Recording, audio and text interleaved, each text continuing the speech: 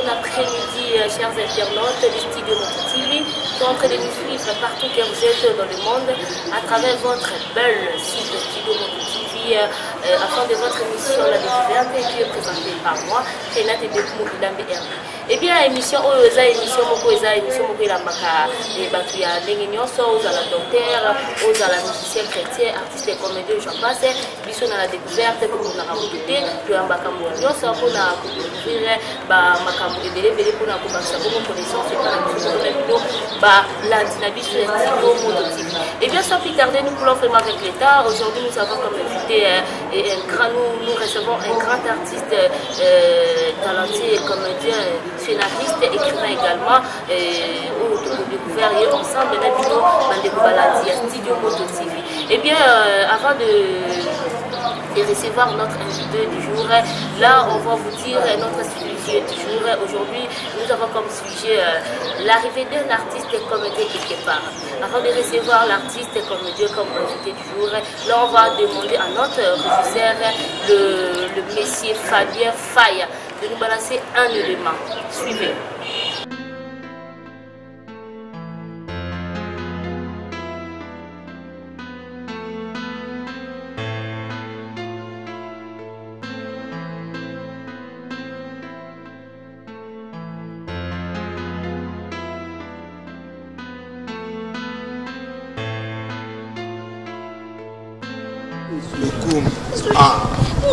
On a nini au salaire à l'Ikamumbala, Moroté, Banda, Nina Vanda, à l'Ikole, Bando menacé, Mvoule, Nyeputama.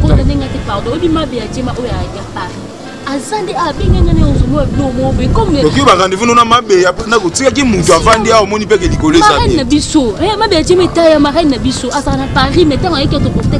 C'est bon, l'Ikole ça moula. Bon, non, sur la banque, il y a compte en base, la démission nous sur la banque, on a reçu. Si le jeu confesse à toi, Salami Kanda bien, Ngana, on a dit. Toujours les nanines. Toi, mon neuf en si le jeu confesse à toi, qui n'est pas un canal, on a dit. Monte-toi bien. C'est bon. D'accord. Toc dans la lobby. Fais bien dans la lobby. Tu m'appelles comme ça, sans la suite. Je t'aime beaucoup. Ça me sera bien. Je t'appelle, hein. Chérie, bye.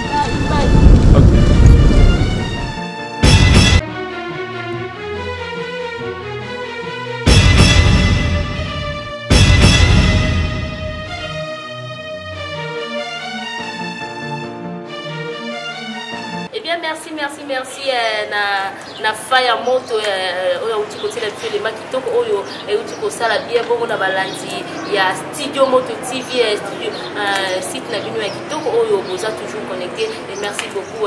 Là on va directement passer à recevoir notre invité qu'on va le découvrir ensemble avec vous nos internautes du Studio Moto TV. À lui je dis salut monsieur l'artiste. Salut Renate Bekoum la star. Voilà. Bonjour. Ouais, ça va, bonjour, Pena. Bana poto tout, au bonjour, occasion, il y a Otala Bisso, en direct, il y a Studio Moto TV, site car mon corps, et là, les vraies informations tirées aux sources. Bonjour, Pena, la star Bekoum Renate. Bonjour. Oh, artiste et comédien international, scénariste, écrivain. En tout cas, RDC, ils ont accompagné vraiment pour les artistes et comédiens, mais comme mes catégories pour pousser vraiment au climat, pour moi, mon ballon, comment ma film est belé, à réaliser ma film est belé, et son moni de l'autre, vraiment la découverte, Renate Bekoum Herbi, à Pandimi, Koyambaye, on a découvert les sous. Pour bien que vous découvrir ce qui est dans mon qui a ça tout à la caca nous avons tout quoi pour ça la on a sentiment et on a étudié quand même artiste et comédien à Bisso Koki lui là du Congo est-ce que bon pour la rabalandi à Nini Studio Moto TV bon on va pegar bien sur le bateau as artiste bon on a fait mon pas un infirmier tu as les musiciens tu as artiste musicien mais il y a des artistes et comédien mais faut que on paye mon co plus Sion du Congo azoloba hein qui est Sion Zanani c'est bon merci en fait Sion c'est un artiste et comédien nous azoloba scénariste écrivain metteur en scène réalisateur caméraman même donc Sion penande wana donc Sion aza mambo tunautu cité tout à l'heure Donc on a continué toujours ça, on a pour ça la fan masse. Donc voilà. Voilà, merci Bandeko ya Balanti ya Bandeko ya Studio Moto TV. Bomoni bobandaki notre deuxième mission bozokoba toujours na biso bomoni ye moko siyonda uti kofona mokingone alobi ye ezaka teka herbes aki porte-parole na ye po alobaka aza artiste comédien scénariste écrivain également mais ye moko auti kolobaka tout nakoneki aza artiste comédien scénariste écrivain bongo tokozonga mpe kaka epa na ye invité na biso Sion du Congo mpona kotuna ye Sion du Congo oza artiste comédien oza scénariste écrivain botoboyi te outa na nzete. Tu as un esprit, puis ma comme artiste et comédien, père artistique. C'est bon, c'est vraiment une très belle question. Bon, si on dit Congo, Abima, c'était Abima, par hasard, si on dit Congo, on a suivi vraiment tant de temps, et jusqu'à aujourd'hui, on a toujours dans ma voilà, donc si on dit Congo, un artiste formé par la Validaire, que je salue en passant. Je vois des pères, papa Pena, et l'autre côté, mais il y a un mission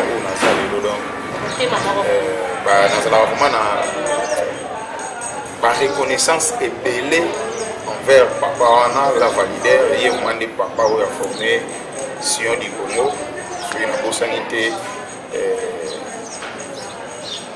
Papa Ebele Bankadraki, on peut citer Papa Fidel Loin, Président Batista, Bazebele, Maman Chako, Bazebele, mouvement de Bankadraki, mais mon père, nous avons vraiment la validée, Yende, Yamena, Mondo, si les loups Nazali, voilà. Eh bien, merci pour la réponse si du Congo, artiste na biso ya monene international ou déjà bayebi déjà au sein de film belé au grand film belé réalisé ma film belé il y a pas vraiment beaucoup à dire et pas il y a pas vraiment beaucoup à faire des commentaires et tozoni bomoni bandeko balandi studio Moto TV bomoni ye moko nda ukiko ba papa belé ba cadre mais papa na ye vraiment père artistique na ye aza reconnaissant et ça la valider moi également je le salue à passant bongo atangi pe à part père artistique né aza reconnaissant na ba président Fidel Charlie Nongi Touvidi je le salue à passant azape reconnaissant na président Baptiste et puis na maman na biso Chako et puis ça zali topesi pe bambote mingi et sur du Congo na ozonga toujours na yo oza reconnaissant vraiment na papa na yo la valider oza président na yo père artistique na yo et bongo bandaki ndenge nini président la va mémoire na monde a memi o pemba moko ba faible commencement les aki ndenge nini tanga memi yo bango dia basaya déjà comme yo zaki no loko te est-ce qu'on a monde wana ba président Fidel bazaki déjà ba Baptiste bazaki déjà maman Chako bazaki déjà tu vois ba pasteur de la foi bazaki déjà ba artiste de ko bazaki déjà Congo parce que yo Sion du Congo yo zappelle loko te ata ko tu la valider mu tamema ki zaki ndeni ba faible commencement ba finga kio ba simisa ki ba touche terme ndeni ba musia tona mo chaussure to mema ko sala ko ndeni ba faible commencement les aki les pour bandeko balanzi studio Moto TV ba e ba pe parcours on va découvrir yo pe na début ba faiblesse non. Voilà, c'était pas facile, hein? C'était pas facile. Au moins, dans le domaine tout faible commencement à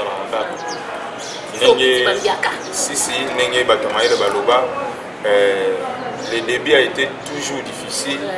Le début est difficile. Et Naza d'abord Moutoyo, à l'époque Naza qui passionné donc Lingaki d'abord Moussalamo. Et je disais que nous avons fait ça en théâtre. Et la validée Azalaki parmi les idoles. Et je visais qu'un jour on a joué Kaïskamon à la validée. Bon, avant de commencer à la validée, on a les gars moi mais na sitara yango vraiment na parcours na parce que j'ai compris que bon, pour financer un peu trop dit, on a bénéficié que vraiment l'autre côté quoi par rapport à on a les bon c'était un jour Nazaki n'a des passages nazo ebezaki na ingende na ngiringira ingende bana ngoto tupesi bino kote partout bozali bana ngiringira bayebi avenue ingende na coin ya Gambela nazaki na nga de passage na mona la validaire tika approcha ye atalisa ye baposa na nga no père non c'est un monsieur très gentil eza te po aza père na nga mais mututu ayebi lava ayebi ke la validaire c'est un monsieur très gentil non nazoba oyo yo poser question nazo répondre par rapport à question toza na la découverte ah oui à toi découvrir donc na approcha ye na kelisa baposa na nga bon il n'a pas refusé abana nga na luka ye dimanche mpe na luka ye lundi na ntongo amemanga vraiment ye moko ti na choc mokili de président Sami Mokili que j'ai sali en passant président na ngai amemanga à l'époque nazoyeba nakutaka bachef ezalaka bapoquete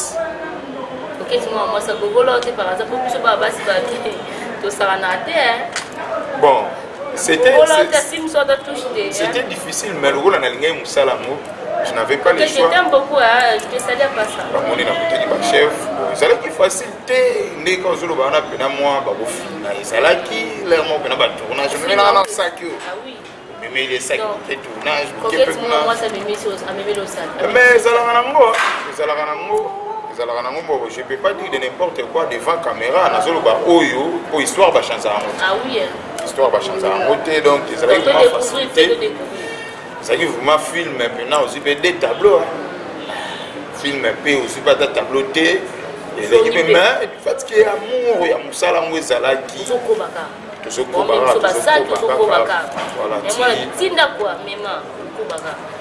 si avec le temps tout ça peut tout ça passion du Congo voilà.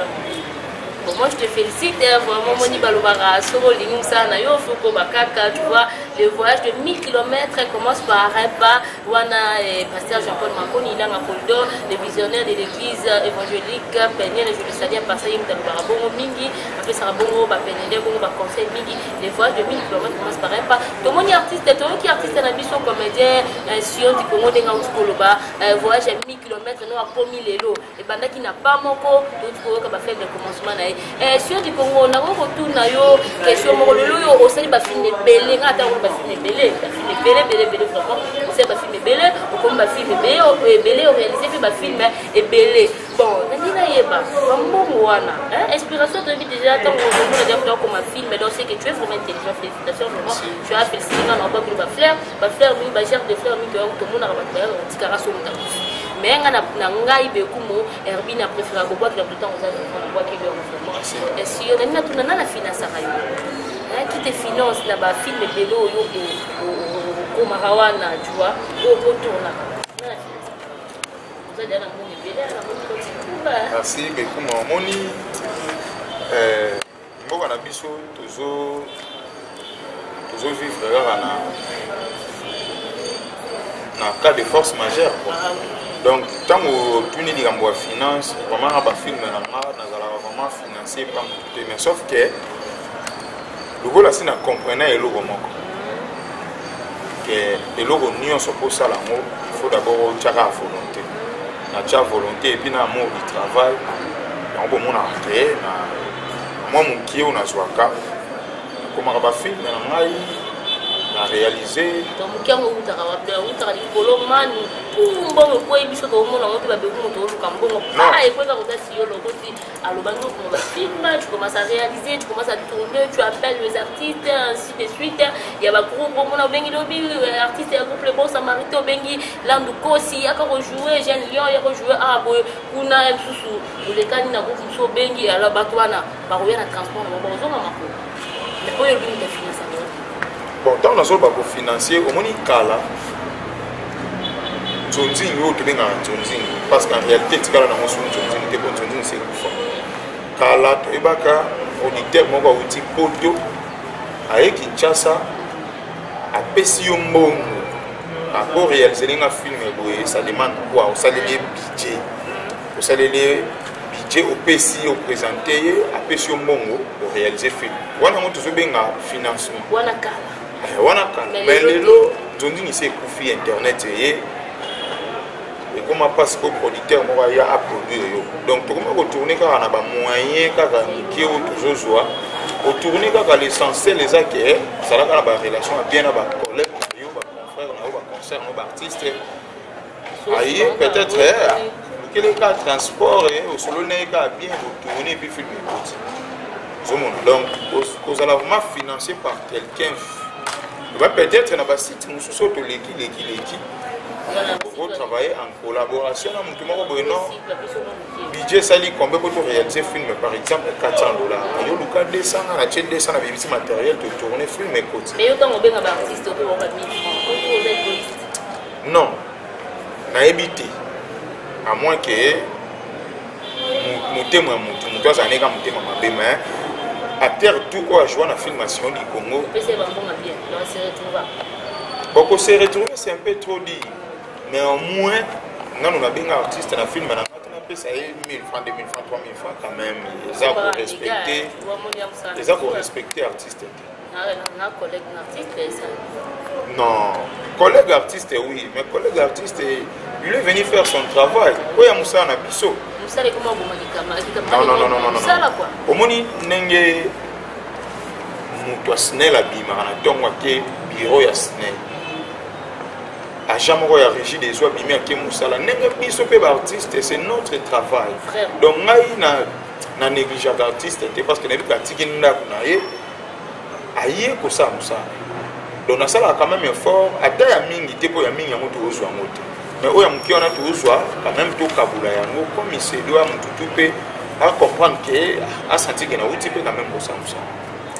Donc c'est ça. Merci beaucoup Nation du Congo, Bandeko Baladia Studio Moto TV, beaucoup artistes na bino, comédien international, Dengue Azoloba, naibike toujours c'était Sabino et l'émission aux la découverte, les trucs qu'on découvrir artistes na bino, dire qu'on est content par-ci par-là na ba site wana qui de l'eau, aina site ya solo, ya fire. Il y a Fabien site à Solo Studio Moto TV vous êtes toujours connecté vous avez décidé makambu ya kitoko oyo site oyo sala bino vraiment bilingue là je salue à passant la gérante de espace Veille Plaza Atilia Vieille moi c'est kitoko moi ça peut même place aux ali gros bisous na yo la découverte Renate Bebou Ilambe Herbi alinga bombing Studio Moto TV to lela yo fort Atilia Veille place aux ali et bien merci à tous ça toujours l'artiste na biso comédien Sion du Congo Lukoki lui là au nom aussi ici à traiter na biso te to zozo na sous kotu na sous motuya azar na leona biso bon ça vraiment de citer ma question que retourner pour répondre là je salue à passer Mboshi Bekumo ngado de prix Afrique d'ici bon tozo ni na pas notion du Congo nena tuna pourquoi na batanyo so oyo aux artistes aux toujours fidèles et pas ya président na yo la validaire place à ça je le salue à passer encore mais na ba site aux atrondumba excusez-moi pour le terme au tamboli na ba site ebelé ceux qui nga beaucoup vraiment la découverte na ba site les 4 plus de 10 si on dit pourquoi au longo na ba site wana ça n'a pas tenu bien ba bengani vraiment to café kuna to ni bande ko balanda studio Moto TV au bande ko landa na ba site wana ba yo kana na munoko no moko na ba site wana longo pour ani ba bengani bien ça n'a pas tenu. Merci beaucoup. C'est la qui artiste, c'est la qui star non, et ça, moni. Non, c'est pour la parce que vous posez ma question, il y a bien, ma question vraiment très capitale. Avant d'abord, pour répondre par rapport à la fidélité, papa n'a pas validé. Nous avons retenir tout le monde n'est pas appelé à être leader. Tout le monde a bandé belé azana makolo papa na azana combo succès mais donc kaka longwe non bon awa tu es maintenant autant ba komba ba tuteur ngai non moi j'aime pas aussi te ba combo ya batu surtout ba émission boé ça c'est la découverte Yamba bango jo yamba bango opposé bango question. Non, il va te dire que ça bango. Non, yo artiste comédien des fois ça va peut-être mais comme la découverte ça boy journaliste artiste pe oyebi na ba tuna lobela. Ça c'est la découverte découvrir bande balanda studio Moto-TV ba découvrir. Émission la découverte de découvrir bango. Ngai si on dit ngote ngana za invité. Je suis venu répondre na ba question et la découverte. Et donc nazana te na su ko découvrir bato baza bongo. Mais yo au moins oyebi bango ba o basala pena na ba kombo. Na makolo ba père na bango mais kaka tango alongwe nie. Parce qu'on a pena ko yelo ko ne komela.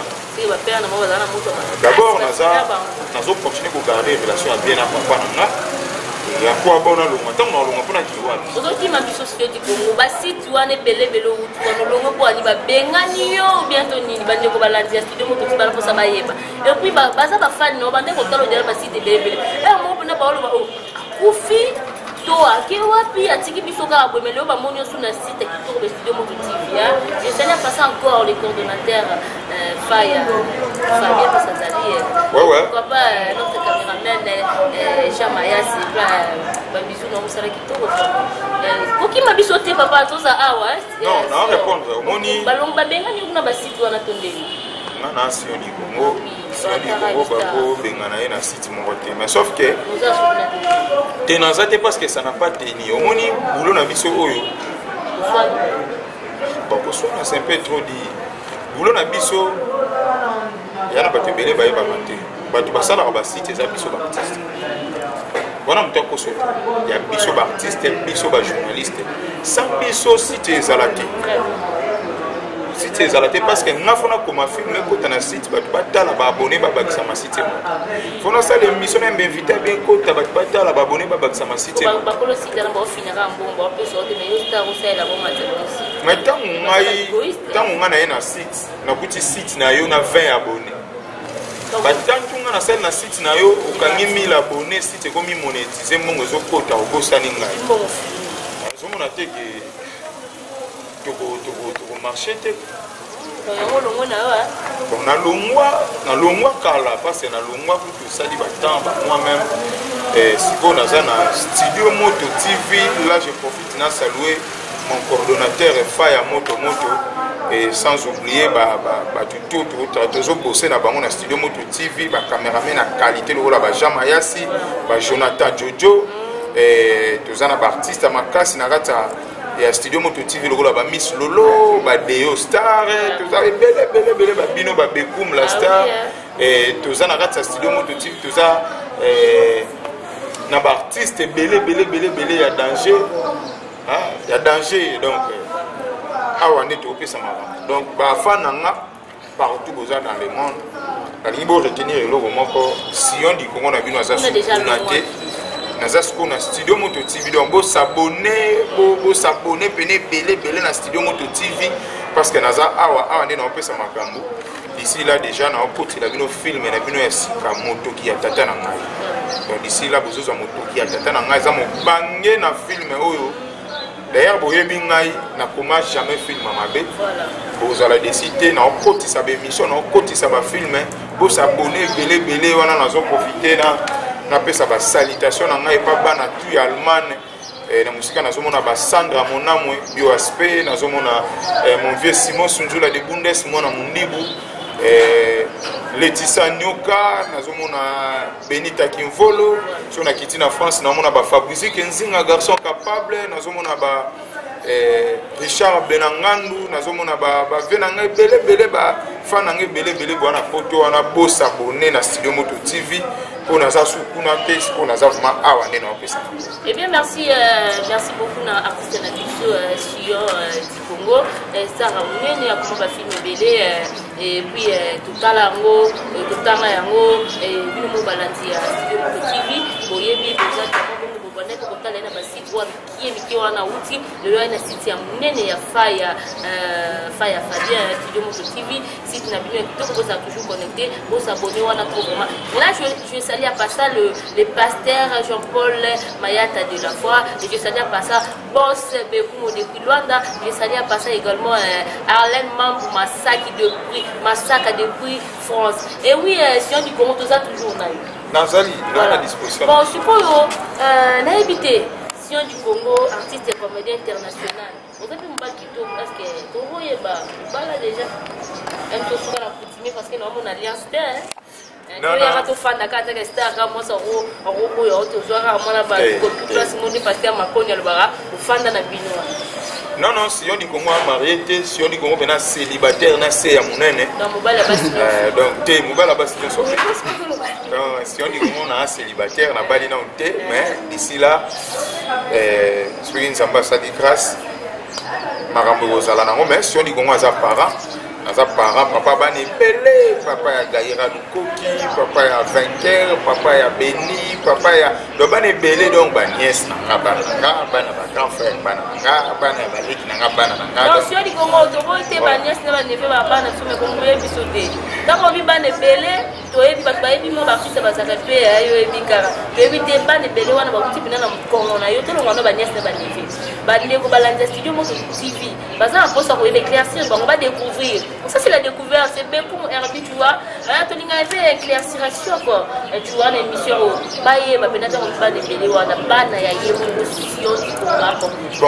si on dit comment ça part, si on dit comment ça part, combien d'enfants? Parents, combien d'enfants? Pour ma découverte. Bien, merci, Bandeko Balanda Studio Moto TV. Je salue encore en passant. D'accord, beaucoup de prix Afrique Style, pourquoi pas Némi, beaucoup de petits frères propres, des prix Afrique Style, la ligne, nous avons posé pour combattre la bino, pour ça la bino, babola. Si on dit qu'on a toujours, on a eu aussi des choses à marier, des mères, on a fiancé, bien tout. Ah. C'est impossible. Vous voyez, maman, aussi, moi je t'aime beaucoup, tu vois, je te regarde seulement la télévision. Bon, ça c'est la télévision. Moi je suis la découverte. Si on dit Congo, on a aussi le banc tout à l'heure à célibataire, na c'est à mon mais fiancé, na copine, bon ça. Fiancé non. Copine, pas ça.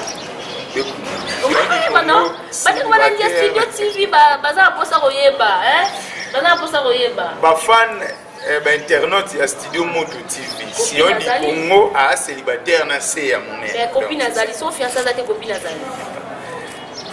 Qui question qui toko mingi Bandeko Balanda Studio Moto TV toujours na site na bino ya munene ya kitoko Studio Moto TV pour s'abonner toujours pour toujours connecter pour vous aller citer na émission na bino ya kitoko la découverte oyo déjà présenté par Renate Bekou il a Herbie ceux qui vont savoir ça au Benga Bisso le numéro qui est affiché là au Benga Bisso 082 18 088 07 pour vous recevoir Ngamoko na Rosola Nabino pour vous avoir des cités. Et bien, on a toujours un artiste de la mission internationale comme Mediata Kimbiso na question on a sa mariée à sa fiancée dans la copine on a Kimi na yo ba fan passe boza boye ba ke si on dit qu'on est bicara mais la découverte ça toujours une redécouvrir encore un jour et si on dit qu'on est tout na attaque artiste tu vois ça des stars au niveau international tu regardes partout dans le monde et bien partout dans le monde d'autres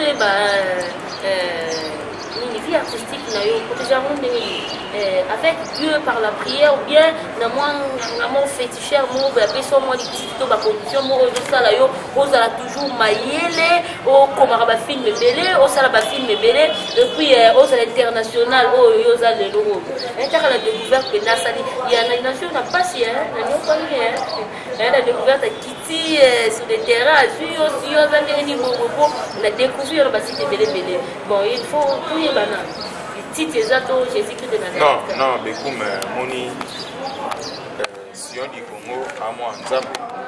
C'est notre barre comme un Si on dit Congo, à moi en Zambie. Donc, moi vraiment, Tina d'abord, il y a aussi une titi, parce que Rai a raison à Makila. Nous sommes dans la salle de Simba. Donc, Simon a Jésus-Christ de Nazareth, on a dit souris à père spirituel, on a les révérends Léonard Lombateko que je salue en passant.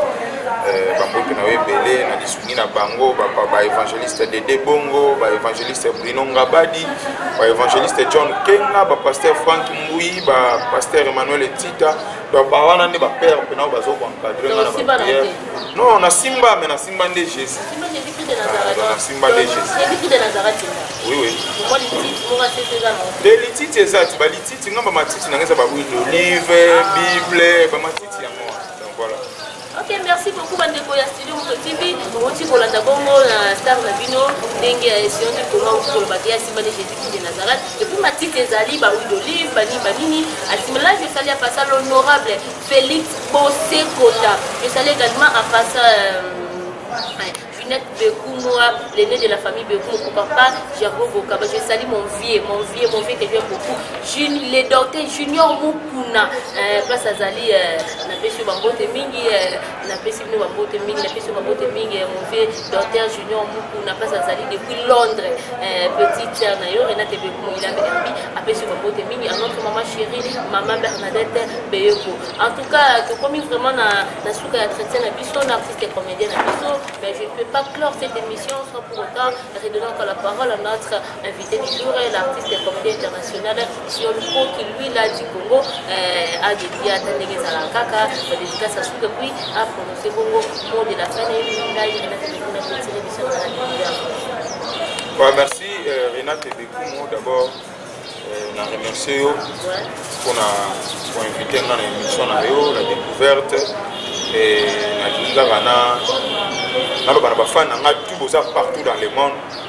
Désormais, Sion du Congo, Azana Studio Moto TV, vous allez découvrir Babylon, on a tout film, émission, film, gag, même actualité, tout.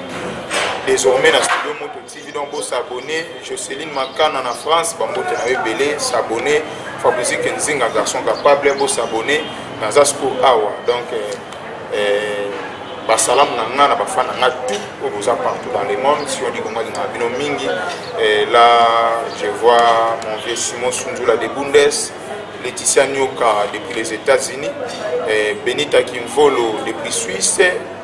Jocelyne Makana encore une fois en France, Fabrice Nzinga aussi, Bambote na bino ebele.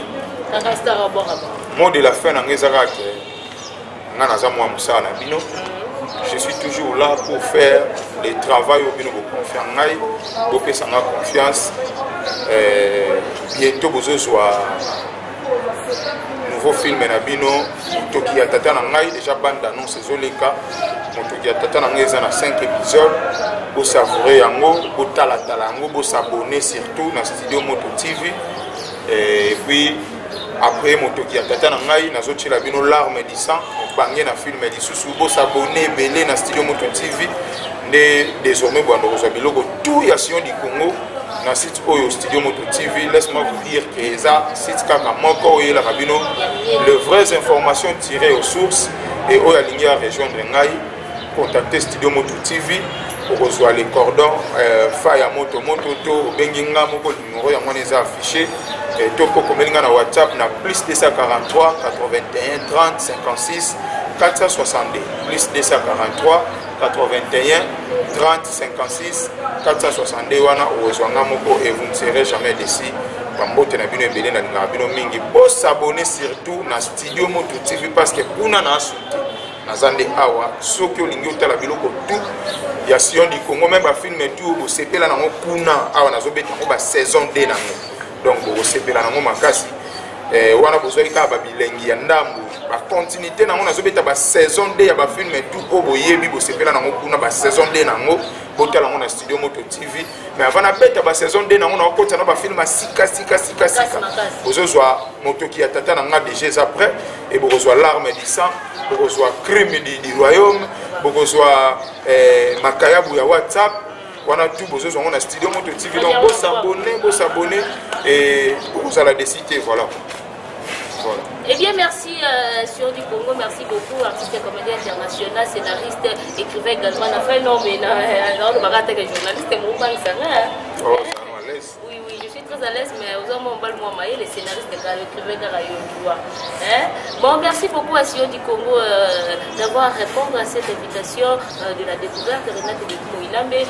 Pour ça, la bateau sous mais toi, tu es venu quand même aux artistes et aux arts vraiment de validité. Merci beaucoup, Nzamalola, à Pambola, pour toujours comme mot du Polo, Nengo, le Nabiso Simbaka, de Nazareth, Mati, qui nous a pris de livre. Et merci, je ne peux pas clore cette émission sans pour autant compléter ces personnes.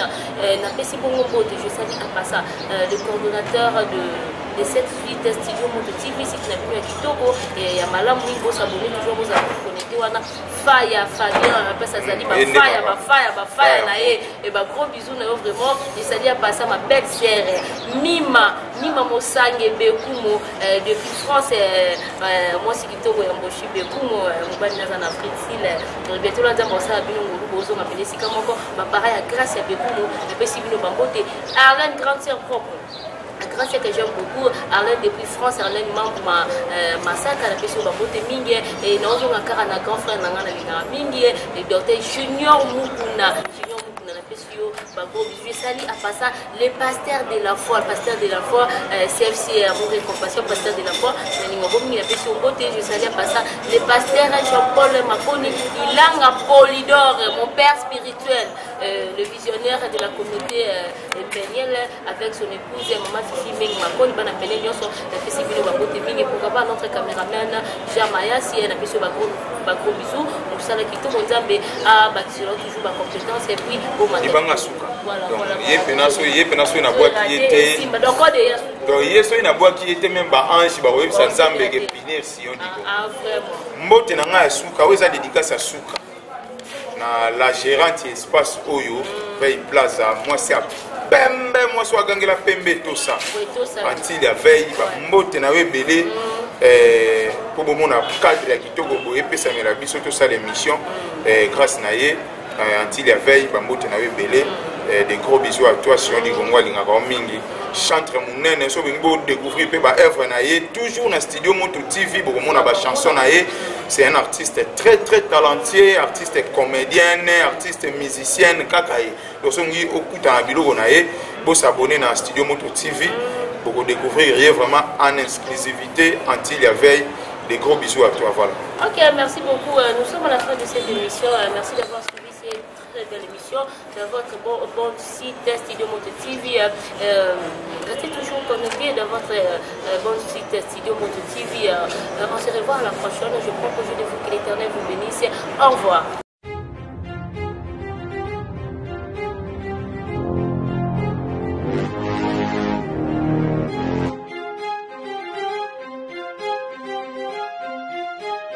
Thank you.